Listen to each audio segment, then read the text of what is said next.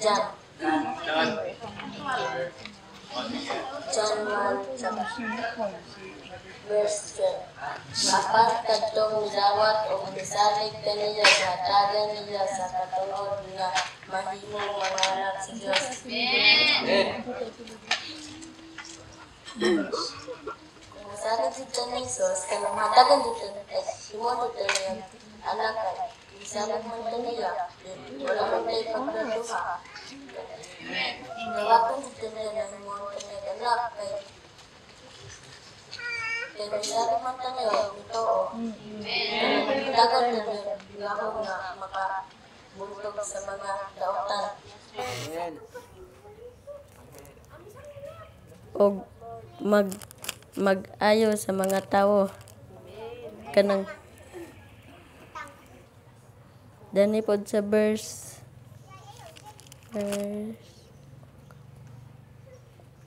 14. Og ang pulong nahimong tawo og mipuyo uban kanamo puno sa grasya ug kamatuoran.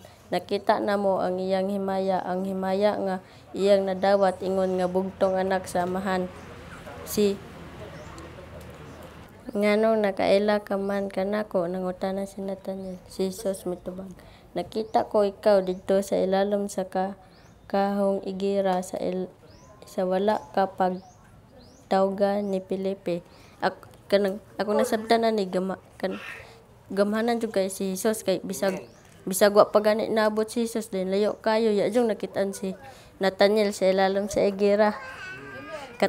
Aya din nga niingon si Nathanael, ngano man nakaila ka kanako kay katong layo pa daw siya, katong wa pa siya gitawag ni Felipe kay nakita na daw sa ni Jesus sa ilalom sa igira. Gamhanan jud kay si Jesus.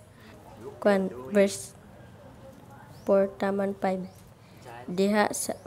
Diha sa pulong ang kinabuhi ug ang maong kinabuhi mao ang kahayag mga tawo. Ang kahayag nagdan-ag diha sa kangitngit ug wala makabuntog niini ang kangitngit. Ako nasabtan ani kay wala jud nakabuntog ang kangitngit katong pag-abot ni Jesus danhi. Pag-abot ni Jesus wala jud kabuntog ang nabuntog nun ang kangitngit.